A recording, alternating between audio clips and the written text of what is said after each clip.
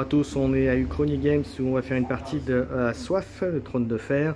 Et aujourd'hui, je vais jouer mes Stark qui vont affronter les Greyjoy de Maxime. Alors, on va jouer sur le scénario dans Swift Dragon avec, vous voyez, les trois objectifs au centre. On a déjà placé les décors. Ce sera Maxime avec ses Greyjoy qui a décidé de se positionner. Donc c'est moi qui choisirai tout à l'heure si je commence ou pas. Donc on fera donc le déploiement juste après.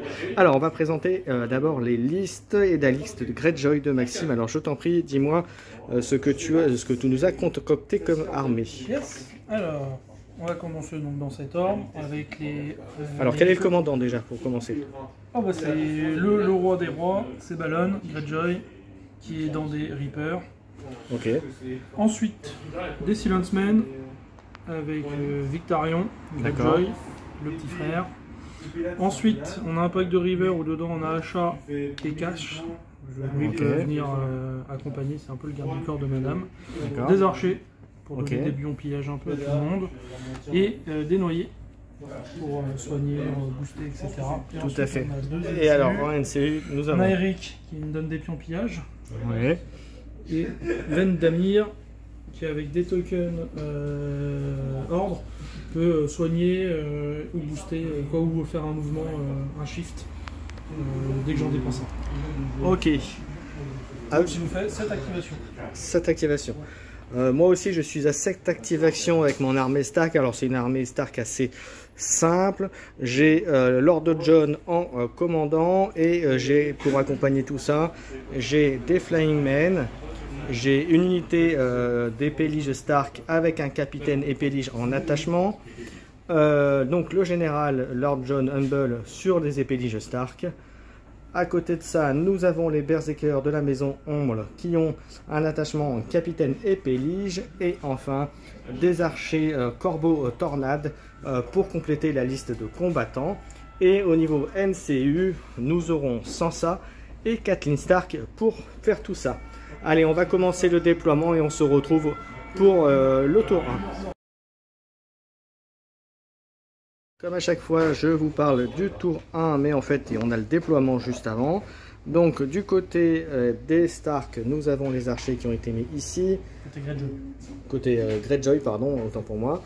Nous avons là ensuite... les faucheurs. Les faucheurs, les ravageurs. Ravageurs, les dronemen et les hommes du silence. Et les hommes du silence. Côté Stark, cette fois-ci, je ne me suis pas trompé. On a les Flying Men.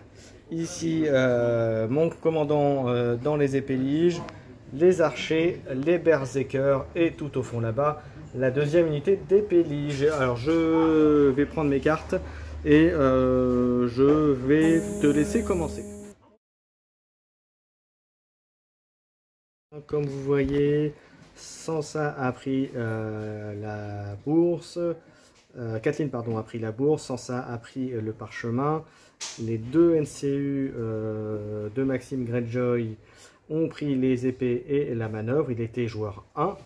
Ici, vous voyez, avec les différents ordres et tout, il a pu me charger et m'attaquer 2 fois comme un grand traître pour fracasser mon unité, qu'il n'a pas eu, mais qui est vraiment, vraiment bien amoché. J'ai fait 2 shifts en fait grâce à lui. Oui. J'ai pu le charger et après, avec l'ordre de Victarion, j'ai pu retaper. Voilà, exactement. Mes berserkers sont arrivés ici.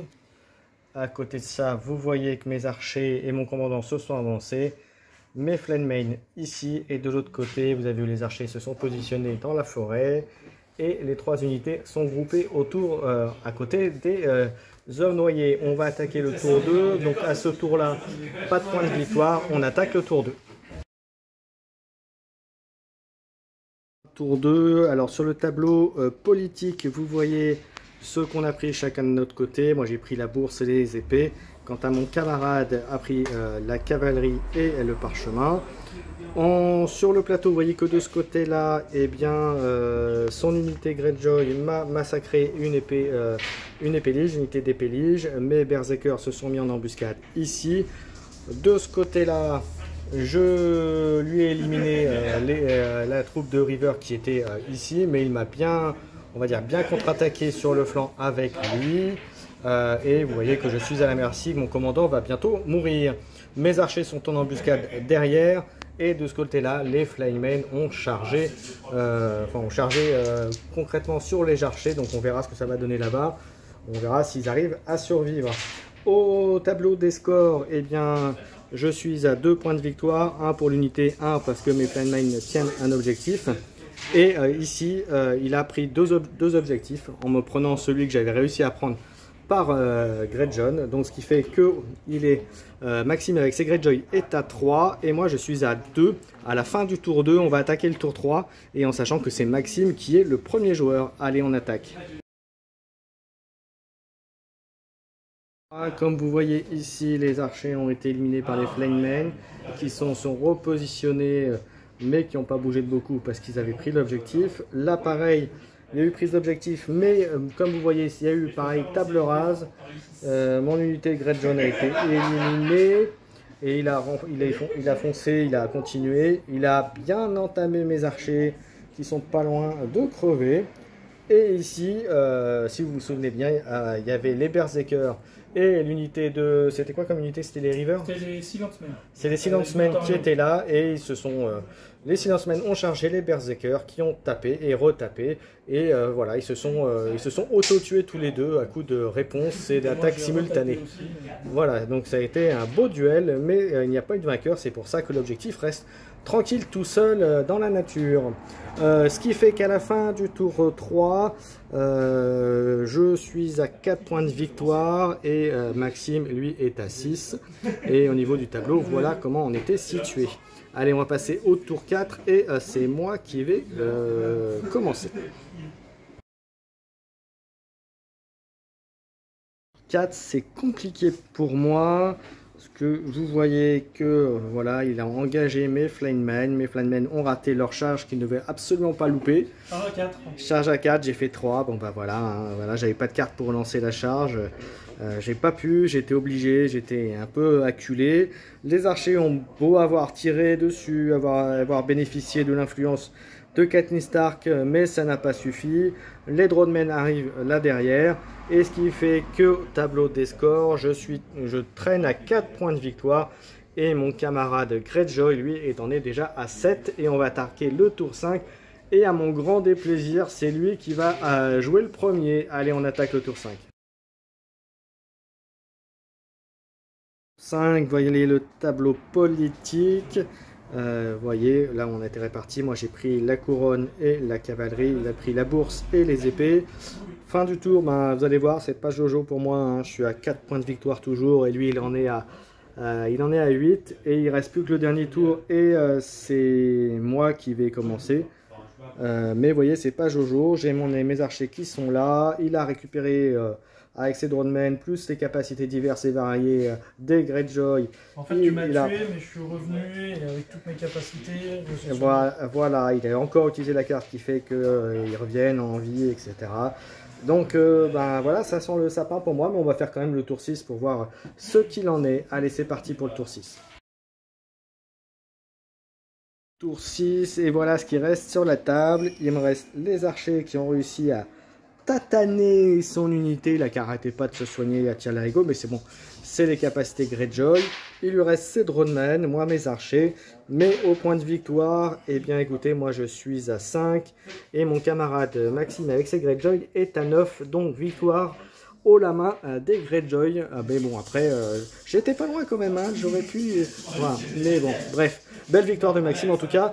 Petit débrief de la partie, qu'est-ce que tu en as pensé Maxime? Écoute, là je reprends tranquillement avec les Greyjoy. Je teste des listes que j'ai vues sur le Discord français. Vraiment pas convaincu par les Rivers. Donc je pense que ça va continuer à sauter. J'avais 2 packs au début, maintenant il m'en restait 1, mais je pense que ça va sauter pour mettre des noyés, je pense, en plus. Ou un autre pack d'élite qui apporte quelque chose, parce que là je trouve ça moyen. Après c'est ultra intéressant, mais bon, il faut avoir les bonnes cartes au bon moment parce que ça tombe tellement vite. Donc là j'ai eu les tirages quasiment parfaits. Donc mes faucheurs, bah, ils sont relevés alors que tu pensais les tuer, mais non, ils sont revenus, ils sont soignés, ils ont tapé quasiment full effectif. Donc non, c'est intéressant comme armée, pas facile du tout. Ça change des free folk, mais c'est intéressant, je continue les tests avec. Ok, oui, parce que pour la petite histoire, Maxime a aussi une armée Free Folk, et donc effectivement, c'est normal qu'il fasse la comparaison entre les deux. De mon côté, d'un côté, moi j'ai mis mes Stark avec ce dont je dispose pour l'instant en armée. Bah, je trouve ça plutôt sympathique. J'ai bien rigolé à faire utiliser la carte qui s'appelle... que je vais vous retrouver ça... Qui s'appelle... Je ne l'ai plus, je ne la retrouve plus, bon c'est pas grave, ça reviendra. Mais c'est la carte qui fait, voilà, c'est pas sans combattre, voilà, que j'ai utilisé plusieurs fois contre lui grâce à la capacité 2 sans ça. Et donc du coup, ce qui s'est passé notamment ici, là, sur ce coin de table, entre les Rivers et les Berserkers, ils sont auto-tués, les Berserkers mourants, se sont... dans un dernier acte de bravoure, ont éliminé les faucheurs. Voilà, belle partie en tout cas. Donc on rappelle, c'était 9-5, victoire des Greyjoy. Merci à tous de nous avoir suivis et je vous donne rendez-vous pour plein d'autres vidéos Song of Ice and Fire. Ciao ciao. Merci Maxime. Merci à toi.